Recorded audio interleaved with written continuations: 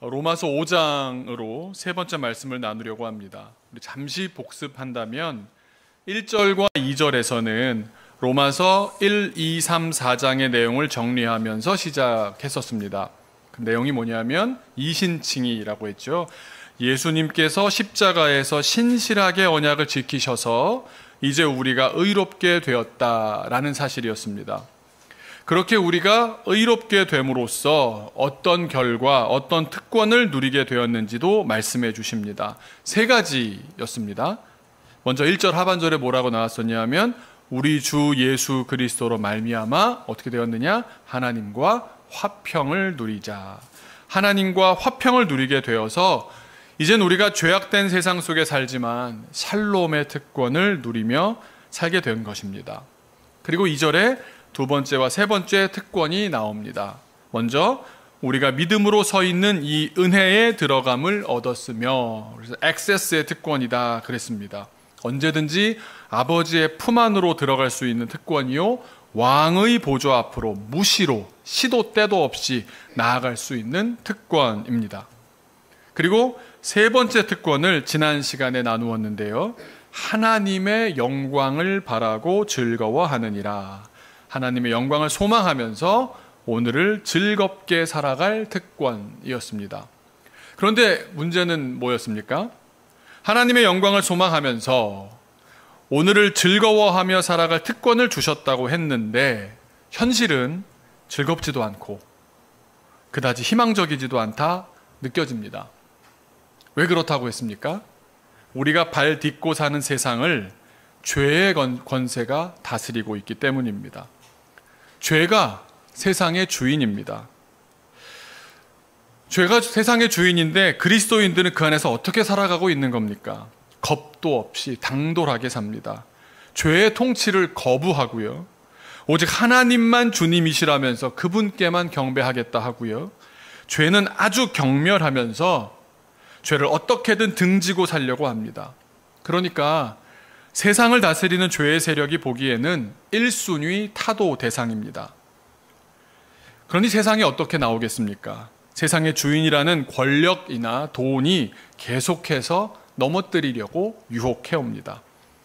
권력과 고난을 막 뽐내면서 지위와 직책을 자랑하고 엄청 으스대면서 돈을 물쓰듯이 막 뿌려대면서 어마어마한 물량 공세를 퍼붓습니다. 그러면서 너도 이렇게 살고 싶지 않냐?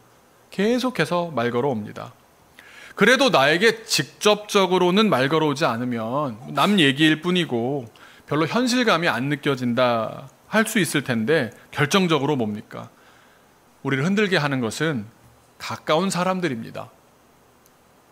방송이나 SNS나 여러 매체를 통해서 눈만 뜨면 스마트폰을 통해 우리의 의식으로 마구마구 파고들어 옵니다.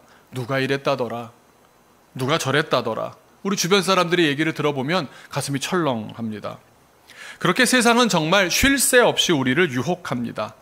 권력과 돈에 안 넘어간 사람이 누가 있습니까? 목사님들까지 다 넘어가는 세상 아닙니까? 게다가 알고리즘이 지배한 세상은 각 사람마다 의식 저 아래에 몰래 감추어 두었던 자기 욕망에 딱 맞는 대상을, 그 사람의 욕망에 딱 맞는 대상을 기가 막히게 찾아내서요, 눈을 떼지 못하고 손을 떼지 못하게 집요하게 유혹하고 엄청나게 퍼붓습니다. 그렇게 욕망으로 가득 찬 세상인데 돈 마다하고 인정 마다하고 보이지도 않는 하나님을 주님으로 인정하며 산다? 이건 순교만큼 어려운 일입니다. 그런 연고로 지난 설교의 본문인 로마서 5장 3절은 우리 그리스도인들이 살아가는 현실을 무엇으로 시작합니까? 환난이라고 말합니다. 우리 그리스도인들의 현실은 이런 두 세계 사이에 끼어 있기 때문에 고난으로 시작한다 말씀합니다. 특권을 누리며 살게 되었지만 현실은 여전히 고난스럽습니다. 하나님의 영광을 소망하며 오늘을 즐겁게 살아보고자 하지만 현실은 달라지지 않고 고난입니다. 그러면서 3절, 4절 말씀에서는 원론적으로 이렇게 말씀합니다. 고난을 겪는다 해도 우리는 성장할 수 있습니다. 왜냐하면 우리 지난번에 같이 읽었던 거 한번 같이 읽어볼까요? 시작. 고난은 인내력을 낳고 인내력은 단련된 인격을 낳고 단련된 인격은 소망을 낳습니다. 그래서 우리는 멀리 영광의 소망을 갖고 살면서도 현실에서 고난이 닥쳐오면 내가 지금 인내력이 좀 부족해서 하나님께서 이런 시험 주시나 보다, 인내력을 키워야 하는가 보다 믿음으로 받아들이고요. 또 여전히 내 인격이 부족한가 보다 그렇게 받아들이며 사는 겁니다. 그러는 가운데 현실 속에서도 소망이 꽃 피어나는 것을 보게 된다라는 말씀입니다. 그런데 사실 이렇게 하기가 쉽지가 않습니다. 한두 번 그럴 수 있다 하더라도 매번 고난이 한두 번 찾아오나요? 종류도 얼마나 다양합니까? 고난을 겪을 때마다 인내하고 연단해서 소망을 빚어낸다는 것이 맞기는 맞습니다. 원론적으로 맞습니다만 현실은 여전히 척박하고 우리는 너무나 연약하기 때문에 우리의 힘만으로는 한계에 봉착하고 맙니다. 우리 하나님도 우리를 만드셨지 않습니까? 이 사실을 너무나 잘 알고 계십니다.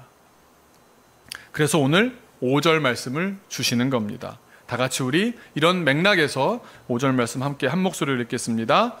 소망이 우리를 부끄럽게 하지 아니함은 우리에게 주신 성령으로 말미암아 하나님의 사랑이 우리 마음에 부은 바 됨이니. 우리가 오늘을 즐겁게 살아본다라고 하지만 미래에나 경험하게 될 영광을 오늘 소망하며 사는 것이 자칫 부끄럽게 생각될 만도 하다는 겁니다. 그러니까 이렇게 말씀하시지 않았겠습니까? 주변에서 그럽니다. 야, 너 지금 하나님 믿냐? 하나님을 믿느니 내 주먹을 믿겠다. 보이지도 않는 하나님이 밥을 주냐 돈을 주냐. 죄의 권세가 다스리는 세상이다 보니까 이런 말 심심찮게 듣게 됩니다. 저희가 뭡니까? 하나님을 믿는 일은 유용하지도 않고 시간만 낭비하는 일이지 어디 그런 데에 돈과 시간, 인생을 허비하냐, 이런 시선이 숨어져 있는 것 아니겠습니까? 그런 얘기 많이 들어보지 않으셨습니까? 왜 현재도 아니고 장래에 일어날 일을 소망하면서 현재 아무것도 달라지지 않았는데 뭘 믿고 맨날 그렇게 즐겁냐? 당신 바보 아니냐? 부끄럽지 않느냐? 뭐라고 대답하시겠습니까? 성경이 말씀하십니다. 우리 소망의 근거가 확실하기 때문이다 라고 말씀하십니다. 그래서 5절 말씀은요, 성경 5절 말씀을 보시면 우리말로도 이렇게 되어 있지만 원어에서 보시면 첫 단어가 굉장히 중요합니다. 헬라어에서는 첫 단어가 엄청 강조하는 거거든요. 첫 단어가 그 소망이라고 딱 찍고 시작합니다. 부끄럽게 하지 않는다는 동사가 현재 시제로 나옵니다. 이어서 그 소망이 부끄럽게 하지 않는다, 현재형으로 말합니다. 헬라어에서 현재 시제는 현재도 계속되고 있는 상태를 말합니다. 그래서 소망이 오늘 이 순간에도 계속해서 부끄럽지 않게 만들어준다, 이 말씀입니다. 근데 조금 어폐가 있는, 시차가 좀 문제가 생기는 것 같지 않습니까?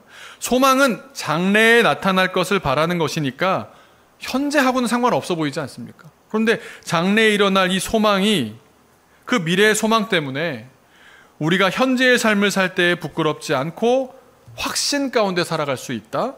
소망을 현재에 확신하며 살아갈 수 있다. 이 뜻이지 않습니까? 어떻게 그럴 수가 있을까요? 어떻게 미래를 앞당겨서 시간을 넘어서 오늘 당장 소망으로 가득 찬 삶을 살 수 있을까요? 헬라어 원문에서는 너무도 분명하게 이 이유를 알려줍니다. 접속사가 딱 나옵니다. 호티라는 접속사인데 그게 왜냐하면이라고 딱 이유를 말할 대비를 하는 겁니다. 그리고 이 접속사를 제외하고 첫 단어가 또 엄청나게 강조하는 단어거든요. 이렇게 나옵니다. 헤 아가페, the love. 헤 아가페 투 데우스, the love of God. 하나님의 그 사랑이라고 말합니다. 하나님의 그 사랑. 하나님의 사랑이란 단어가요, 이 로마서 1, 2, 3장 나올 때까지 한 번도 안 나왔거든요. 여기 처음 등장합니다. 그럼에도 우리 딱 압니다. 그 사랑이라고. 아니 뭐가 앞에 얘기하다가 정관사로 딱 받아서 그 사랑 해야 될 텐데 그냥 그 사랑 해버리는 겁니다. 이게 읽는 사람들한테는 엄청난 쾌감이 옵니다. 아니 아무 얘기 없다가 사랑 얘기 한 번도 없었는데 갑자기 그 사랑이라니, 다 아는 겁니다. 다 아는 겁니다. 그 말을 딱 들었을 때 맞아. 하나님의 그 사랑은 바로 뭡니까? 십자가지. 왔다가는 겁니다. 하나님의 그 사랑이 우리가 미래의 소망을 갖고도 오늘 현재를 부끄럽지 않게 살 수 있게 해준다는 말씀입니다. 그래서 오늘 그 사랑 찬양을 한 겁니다. 오늘 그 사랑을 느낀다면 미래의 소망도 당장의 현실처럼 느껴지게 된다는 말씀입니다. 자, 그러면 그 사랑이 어떤 사랑이기에 그럴까요? 십자가의 사랑 다 알지 그게 아니라 오늘 성경 말씀에서 굉장히 세밀하게 풀어주십니다. 동사가 그 붙는다는, 우리 마음에 부은 바 됨이니 붙는다라고 되어 있잖아요. 붙는다라는 뜻입니다. 이 동사의 원형은요, 케오라는 동사입니다. 케오. 뜻이 물을 붓다. 그러니까 살이 붙는다가 아니라 물을 붓는다 할 때 붓다라는 뜻입니다. 그런데 여기에 에크라는 강조를 하는 접두어가 붙으면 에케오가 되면서 우리말로 하자면 한국 요즘에 젊은 사람들이 많이 쓰는 말 중에 개자 붙이는 말들이 있거든요. 맛있다? 개 맛있다. 멋있다? 개 멋있다. 이게 문법적으로 이게 무슨 나쁜 말이 아니래요. 문법적으로 맞는 말이랍니다. 그럼 어떤 뜻이 될까요? 그러니까 꽃에 물 뿌려주는 정도의 붓는 정도가 아니라 개 붓다 이게 아니라 우리말에는 어떤 말이 있죠? 퍼붓다, 쏟아붓다, 들이붓다 이런 뜻이 됩니다. 하나님의 사랑은 그냥 부어주신 정도가 아니라 폭포수처럼 사정없이 쏟아진다는 겁니다. 그래서 성경 말씀 오늘 말씀에 하나님 사랑이 부은 바 되미니 이 정도가 아니고요. 한번 같이 살려서 한번 읽어볼까요? 다운편에 한번 읽어볼까요? 시작. 하나님의 사랑이 퍼부어지고 들이부어지고 쏟아 부어진 바 되시기 때문입니다. 우리가 소망을 가질 수 있는 이유는 그 사랑이 저렇기 때문이다라는 겁니다. 그런데 여기서 끝나는 게 아니고요. 이 동사의 시제가 완료 시제입니다. 갑자기 문법 수업하는 것에서 조금 그러시긴 하겠지만 정말 이 뜻을 알아야 주님 마음을 알 수 있거든요. 말씀의 맛이 정확하게 전달되거든요. 헬라어에서 완료 시제라는 건 이겁니다. 과거의 어느 순간에 동작이 일어납니다. 그 동작의 결과가 지금도 계속해서 지속되고 있는 것을 말합니다. 현재 상태의 지속을 강조하는 것이 완료입니다. 그러니까 합치면 어떻게 되느냐? 주어가 뭐였습니까? 하나님의 사랑이었습니다. 동사가 붓는다. 근데 퍼붓는다, 들이붓는다 라고 말했지 않습니까? 그러면 폭포수처럼 퍼붓는데 이게 언제 퍼붓기 시작했겠습니까? 하나님의 사랑이 언제 시작했겠습니까? 십자가에서 시작됐다고 보면 십자가에서 시작이 된 그 사랑이 지금도 맹렬하게 계속해서 우리에게 지금도 퍼부어지고 들이부어지고 있다는 겁니다. 그걸 또 살려서 한번 같이 두 번째로 넘어가셔야 됩니다. 네. 시제를 살려서 한번 또 같이 한번 읽어볼까요? 시작. 생명을 아끼지 않고 주시는 하나님의 사랑이 십자가에서 시작되어 지금도 여전히 퍼부어지고 들이부어지고 쏟아부어지마 되시기 때문입니다. 이게 맞습니다. 그런데 여기에 또 한 가지가 있습니다. 계속 문법이 하나 추가돼서 죄송합니다. 이 수동태 문장입니다. 이거 고등학교 때 배웠는데 기억이 잘 안 난다 이러실지 모르겠는데 헬라어에서는 수동태 중에 특별한 수동태가 있습니다. 이게 성경을 기록한 언어다 보니까요. 하나님에 의해, 수동태는 그 뭐뭐에 의해서 뭐뭐하게 되다 이게 수동태잖아요. 근데 뭐뭐에 의해서 중에 하나님에 의해서라는 말은 다 누가 봐도 알겠다 싶으면 생략해버립니다. 그걸 신적 수동태라고 하거든요. 하나님 수동태라고 하는데요. 그 문법적인 내용이 있거든요. 여기에 그게 적용이 되어 있습니다. 그래서 우리가 이 수동태를 능동태로 바꾸고 우리말에서 하나님을 생략할 것이 아니라 밝히 드러내서 능동태로 바꿔서 읽어보면요. 또 이제 좀 더 붙었습니다. 한 번 더 읽어보겠습니다. 시작. 하나님께서 직접 생명을 아끼지 않고 주시는 하나님의 사랑을 십자가에서 시작하셔서 지금도 여전히 퍼부으시고 들이부으시고 쏟아부으시고 계시기 때문입니다. 이 찬양이 갑자기 떠오릅니다. 지금도 그 사랑 받고 있지요. 그 사랑이라는 그 자가 나오면요. 그냥 사랑이 아니라 그 사랑이라고 하는 건 이 사랑을 말하는 겁니다. 그 사랑을 또 우리가 어디로 받고 있다고요? 우리를 향해서도 아니고 우리 머리 위에서도 아니고 그 사랑을 N이라고 했는데 성경에서 인입니다. 우리 마음 안에 부으셨습니다. 우리 마음 안에 부으셨습니다. 하나님께서 직접 생명을 아끼지 않고 주시는 하나님의 사랑을 십자가에서 시작하셔서 지금도 여전히 우리 마음 안에 퍼부으시고 들이부으시고 쏟아부으시고 계시기 때문에 그 사랑 때문에 우리는 미래의 소망이지만 지금 느끼며 살 수 있다는 겁니다.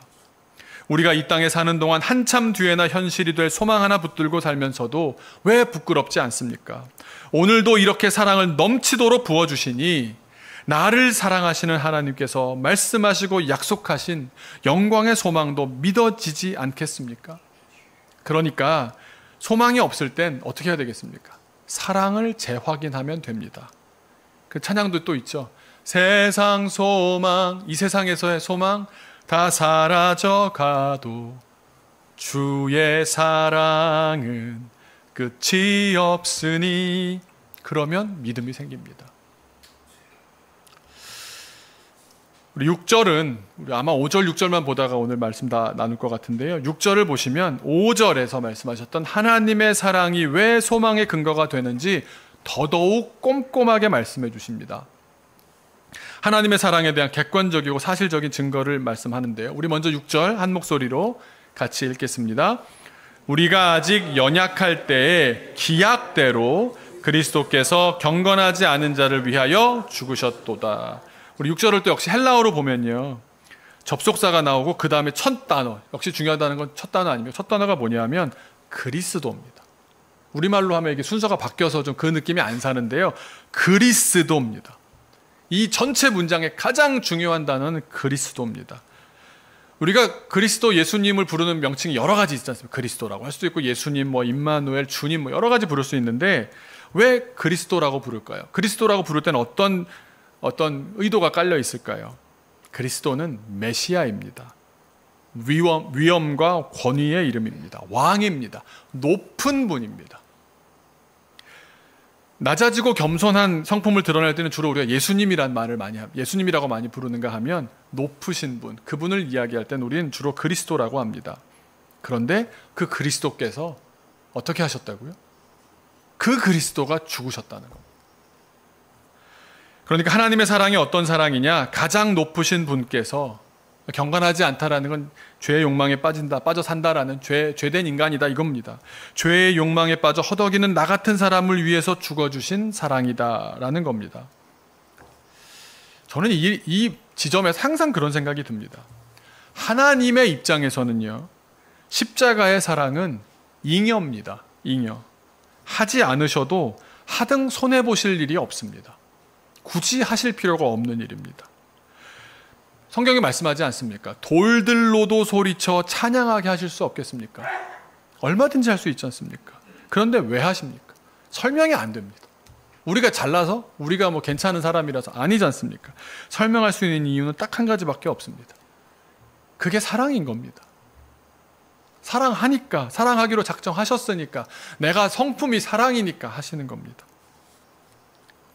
우리가 뭐라고 이렇게까지 해주시는지 황송할 수밖에 없는 겁니다. 이 사실이 왜 중요하냐면요, 그 사랑을 받은 우리가 또한 그 사랑으로 살아야 되기 때문입니다. 똑같이 저도 학생들이나 또 선교지 수많은 분들 보면서 똑같은 마음을 먹는 겁니다. 잉여입니다. 낭비입니다. 안 해도 되는 일 같아 보입니다. 한다고 티나지도 않고 하지 않는다고 누가 욕하지도 않지만 내가 하나님의 사람으로 만들어져 간다는 증거가 뭡니까? 사랑을 합니다. 봉사와 수고를 기쁨으로 하게 됩니다. 잉여라니까요. 안 해도 된다니까요. 근데 한다니까요. 이게 변화입니다. 이게 변화입니다. 그런데 여기서 오늘 가장 중요하고도 중요한 단어가 나옵니다. 바로 기약대로라는 단어입니다. 카타카이론이라고 나오는데요. 여기서 카이론이 어디서 나왔느냐? 우리 목요일에 같이 예배했던 친구들 기억날 텐데요. 카이로스에서 나왔습니다. 여러분 카이로스 기억나십니까? 카이로스. 하나님께서 역사하는 시간입니다. 일반적인 시간은 뭐였습니까? 크로노스라는 시간이 있었죠. 근데 여기서 나오는 기약대로라는 이 말은 크로노스, 인간의 연대기적인 그런 시간이 아니라 카이로스의 시간을 뜻하는 겁니다. 그래서 영어 성경에서 이것을 뭐라고 말하냐면 at the right time, 그 정확한 시점에 라고 번역했습니다. 하나님께서 이미 정해놓으신 정확한 시점에 그리스도께서 돌아가셨다라는 내용입니다. 물론 예수님이 돌아간 시간을 우리가 그때로 혹시 돌아간다면 정확히 기록할 수 있을 겁니다. 주후 33년 몇 월 며칠 몇 분에 돌아가셨습니다. 이렇게 기록할 수 있는 크로노스적인 시간 안에 있는 사실이기도 합니다만 하나님은 그렇게 보지 않는다는 겁니다. 예수님은 돌아가신 것도 아니고 세상사 기승전결에 따라 돌아가신 것도 아니고 하나님께서 태초에 미리 인간의 죄의 문제를 어떻게 해결할지 시점까지 정확하게 계획하고 계셨던 그 시점에 돌아가신 겁니다. 하나님의 시간 계획 속에 다 정해져 있던 겁니다. 그래서 마지막 그 죽는 시간까지 시간표에 맞춰서 다 진행되었다는 사실입니다. 그게 기약대로라는 말입니다. 그리고 그리스도께서는 순종하셨던 겁니다. 이게 왜 중요할까요? 여러분, 이건 굉장히 중요합니다. 우리 신앙을 들었다 놨다 할 수 있습니다. 예수님께서 십자가에서 돌아가신 사건이 하나님의 정하신 계획에 따라 정해진 시점에 이루어졌다라는 사실은 하나님께서 우리를 구원하시겠다고 하는 그 계획도 어떻다는 것을 알 수 있습니까? At the right time. 이미 다 준비된 스케줄이 있다는 겁니다. 그 기약대로 하실 거다라는 겁니다. 하나님의 계획 속에 우리의 구원 계획도 다 스케줄이 잡혀 있는 겁니다. 영광의 소망을 갖고 즐겁게 살아갈 수 있는 이유가 우리가 하나님의 사랑, 부어주시는 사랑 때문이라고 했고 하나님의 사랑은 그리스도께서 죽으심으로 확실히 보여줬다고 하지 않았습니까? 자, 그러면 하나님께서 인간을 구원하시려는 계획을 그 시간까지 정확히 한치의 오차도 없이 정확하게 실행하셨다면, 과거에 그렇게 하셨다면, 자, 여러분, 우리의 소망은 어떨까요? 우리의 미래는 어떨까요? 우리의 장래의 소망, 우리도 영화롭게 되어서 맞이할 영광의 소망은 한치의 오차도 없이 at the right time, 스케줄대로, 기약대로, 카타카이론 이루어질 것입니다. 과거의 십자가에서도 정확하게 기약대로 이루셨듯이 장래에 내가 영광에 참여하게 될 일도 한치의 오차 없이 정확한 시점에 반드시 이루신다는 사실이 확인되는 것 아니겠습니까? 기약대로 이루셨고 앞으로도 주님의 기약대로 이루어 가실 줄로 믿습니다. 우리의 앞날을 주님께서는 기약대로 이루어 가십니다.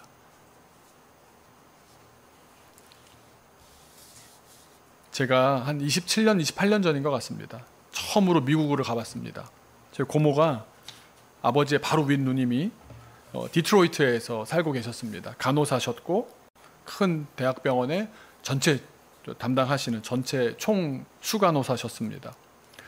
고모 댁에 가서 이제 미국이라는 나라에 처음 가봤는데 고모 입장에서는 사랑하는 조카에게 미국을 보여주고 싶으셨던 겁니다.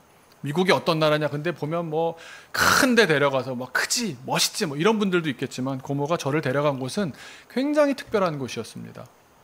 동네 마을을 이렇게 한 바퀴 걸어요. 이 집에 가야 된다고. 이 집 내일 갈 거야. 알았어요. 그래서 그 다음날 가는데 뭘 준비를 좀 해야겠다고 그러더니 차를 몰고 거기 아시아 마트를 가는 겁니다. 지금에야 한국 음식, 뭐 한국 비디오 뭐 이런 게 넉넉 뭐 어디든지 다 있지만 그때는 테이프로 비디오 빌려보던 시절이거든요. 미국에서. 근데 갔더니 한국 아이스크림이 몇 개 있는 거예요. 그것도 잘 녹지 않는, 그래서 이렇게 뭐 과자로 둘러싸여져 있는 거 있잖아요. 뭐 옥수수 아이스크림 뭐 이런 거. 이런 걸 몇 개를, 한 10개를 사는 거예요. 그래서 이거 고모 왜 사요? 이런 거 좋아하세요? 그랬더니 아니라고. 지금 들를 집이 있는데 그 집 가서 나눠주려고 그런다고. 아니 뭐지? 그러고서 따라가 봤습니다. 갔더니 고모가 저를 손잡고 간 곳은 미국 백인 부부가 사는 집입니다. 근데 아이가 셋이 있었습니다. 제 이름도 지금 기억나요. 크리스 모세스라는 분이셨는데 크리스토퍼죠. 남편분은 저희 고모부랑 같은 회사를 다니고 있었습니다. 제네럴 모터스라는 미국 굴지의 자동차 업체에서 그 안에 회계 파트에서 일하시는 아주 고위직 그런 일을 하시는 분이었습니다. 근데 저희 고모네 동네가 그렇게 잘 사는 동네는 아니었거든요. 근데 고위직들이 이런 데 사네? 그러고 이제 가본 겁니다. 그 아빠끼리는, 남편끼리는 친구고, 이제 저희 고모가 보니까 그쪽에도 이제 좀 손길이 필요하다 싶어서 애가 셋이나 되니까 가끔 들르는 상황이었던 겁니다. 부인은 고등학교 교사였는데 부부가 결혼을 했는데 자녀를 못 가진 겁니다. 안 생기는 겁니다. 이 두 분이 참 신실한 크리스찬입니다. 우리 부부가 이제 둘만이 됐으니까 뭐 신나게 놀 수 있지 않습니까? 얼마든지 뭐 자녀 없이도 행복하게 살 수 있을 텐데 자기가 마음에 감동한 바가 있어서 자녀를 키워야겠다 싶어서 세 아이를 입양한 겁니다. 큰아이가 남자아이인데 한국아이, 둘째아이 남자아이인데 한국아이. 형제가 아닙니다. 따로따로 입양을 했고 막내 아이는 그 시대가 이제 변하면서 더 어려운 나라를 찾은 겁니다. 가장 어려운 곳에서 내가 데려오리라. 그래서 셋째는 베트남 여자 어린이였습니다.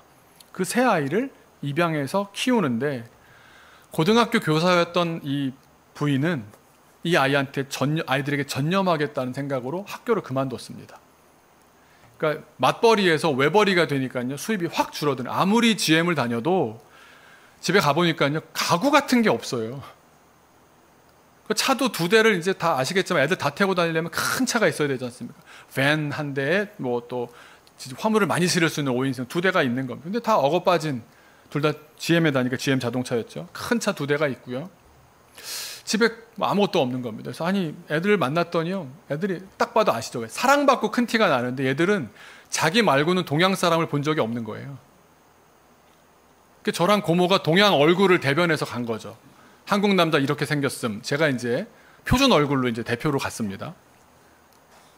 그러면서 이제 이건 한국 아이스크림 이런 맛이 한번 먹어봐. 그러니까 고구마 아이스크림에서 고구마 맛이 나요. 막 이러면서 먹는 거예요. 그러고 봤더니 이제 이런저런 대화를 나누는데 형편을 얘기하는 거예요. 집안에 진짜 엄마도 옷이 막 늘어져 있고 막 뭐 묻어 있고 막 찢어져 있고 막 애들 때문에 정신이 없어요. 게다가 큰 아이는 보니까 그 돈 많이 들어간다는, 미국에서도 돈 많이 들어간다는 아이스하키 선수인 겁니다. 그걸 장비를 다 사주고 연습 때마다 태워갔다 태워오고. 아니 자기 몸으로 난 자식도 아닌데 걔가 아이스하키 선수가 될 것도 아니고 취미래요.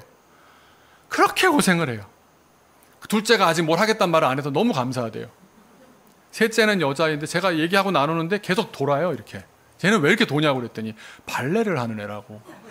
계속 돌고 뭐 옷이 뭐 어때 뭐 이 옷 입고 나서 돌고 딱 옷 갈아입고 나서 돌고. 아시아 사람 처음 보니까 걔도 신기한 거예요. 그 얘기를 다 나누고 있는데 남편분이 그러는 겁니다. 저는 그때 뭐 아직 뭐 대학교 2학년 학생이었는데 자기가 이번 여름에 한국을 들어온다는 거예요. 아 그러냐고. 왜 들어오게 됐냐 했더니 회사에서 무슨 뭐 한국의 현대자동차랑 무슨 뭐 협업을 해가지고 하는 일이 있어서 들어오는데 자기 휴가를 이어붙여 가지고 며칠을 더 있을 텐데 혹시 좀 같이 다녀줄 수 있냐고 그러는 겁니다. 그래서 그러자고. 대학생인데 미국 사람 오니까 재밌잖아요. 그래서 같이 이제 다니게 됐는데 이분이 스케줄을 다 보내왔습니다. 보니까 그 다음 해에 아들 둘을 데리고 한국에 올 생각을 하고 계셨던 겁니다. 이분이 그러면 한국을 와서 어딜 데려갈 것 같으십니까? 뭐 63빌딩 그때 무슨 이런 게 아니고요. 이 아이를 입양 보냈던 기관 홀트 아동복지회, 그리고 이 아이를 미국으로 보내기 바로 전까지 위탁해 주셨던 그 위탁 부모, 그리고 홀트 아동복지에 남아있는 마지막 정보가 있는 그런 시설, 그걸 다 일정을 짠 거예요. 제가 깜짝 놀랐습니다. 제가 차를 빌려가지고 운전을 해서 모시고 다니는데 제가 이런 세상이 있구나라는 걸 처음 알았습니다. 홀트에서 마련한 그렇게 자녀 찾기 하기 위해서 오시는 분들의 숙소가 합정동에 있더라고요. 가봤더니요 다 그런 사람들이 한국말은 다 못하시는데 저를 보니까 막 부탁을 하세요. 이거 여기는 어디냐고, 여기는 어디냐고. 뭐 인터넷이 그때 막 그렇게 발달할 때가 아니었으니까 막 물어보시고. 일산을 갔더니 홀트 복지회에서 하는 큰 학교가 있더라고요. 갔습니다. 제가 깜짝 놀랐어요. 이렇게 많은 입양 대기자들이 있는지를 처음 알았습니다. 근데 그 중에서도요 큰 집이 한 채 있는데 거기 단층 건물에 방마다 한 5명씩 사는 집이 있는데요. 한 집은 보니까 다 중증 장애인들이에요. 몸을 스스로 못 움직이는 아이들이 한 10명이 한 집에 살고 있어요. 근데요 한국 사람은 그 누구도 얘네들을 입양하지 않는데요. 아이들 이렇게 목걸이 같은 걸 이렇게 해놨는데 이름이 써 있고 뭐 얘 특징에 대해서 음식 조심해 다 이렇게 써 있는데요. 한 2아이가 이렇게 붙어 있는데 얘는 오레곤으로 가게 됐다고. 이렇게 다 미국으로 가요. 제가 그렇게 부끄러울 수가 없더라고요. 아 이게 우리의 현실은 이랬구나. 그래서 이분이랑 같이 다니는데 우리 아들도 여기 있었어. 뭐 장애는 아니지만 여기 시설에 같이 있었고 여기다가 위탁부모한테 가서 미국 갈 준비를 해서 이렇게 왔어. 얘가 걸어왔던 한국에서의 마지막 추억들을 다 알려주려고 너 원래 한국 그걸 미국 아빠가 이러고 있는 겁니다. 자기는 한국을 모르니까 저한테 그걸 부탁하는 거였어요. 그리고 신림동 어디라고 막 그때 내비게이션도 잘 없을 때인데 막 제가 운전해서 산꼭대기로 뭐 내려갔다 올라갔다 신림동의 어느 아파트에 그 입양하기 바로 전까지 위탁으로 데리고 있었던 부모님을 만났어요. 가서 그러니까 이 아이가 어땠고 다 기억하시는 거예요. 걔는 이랬는데 이랬고 뭐 하루에 뭐 기저귀를 몇 번을 갈았고 뭐 울음을 이랬고 뭐 다 기억하시고 그때 찍어놓은 사진까지 다 보여주시는 거예요. 제가 그 다음에 진짜 왔어요. 아들하고 왔는데 아들이요 어떻게 반응할 것 같으세요? 제가 딱 한 가지 봤어요. 아빠 손을 안 놔요. 덜덜덜 떨고 아빠 손을 안 놔요. 이 손 놓으면 자기 절로 갈까 봐. 절대 안 놓더라고요. 막 덜덜덜 떨면서. 제가 이분하고 대화하면서 크리스찬으로 산다는 게 뭐지? 정말 젊은 시절에 저한테 큰 영향을 주셨던 분입니다. 이분이 제가 물어봤습니다. 아니 어떻게 이렇게 해요? 어떻게 이렇게 자기는 그렇게 억어빠진 옷이나 입고 무슨 뭐 차도 정말 덜덜덜덜 거리는 거 내가 자동차 회사에 근무하지만 자기는 회계 파트라 차를 모른대요. 아는 게 없어 이 사람이. 뭐 손재주 하나 없는 아저씨예요. 당신은 어떻게 이렇게 사느냐고 그랬더니 이러는 겁니다. 나는 이 하루에 너무 행복한 시간이 있대요. 뭐가 행복한 시간이냐 그랬더니 애들 안 보는 시간이래요. 아 역시 그렇군 이렇게 생각했더니 하는 말이 출근하는 길에 차를 빨리 갈 수 있는 길이 있는데 고속도로로 가지 않고 시골길로 간대요. 그래서 30분이면 갈 길을 1시간 동안 간대요.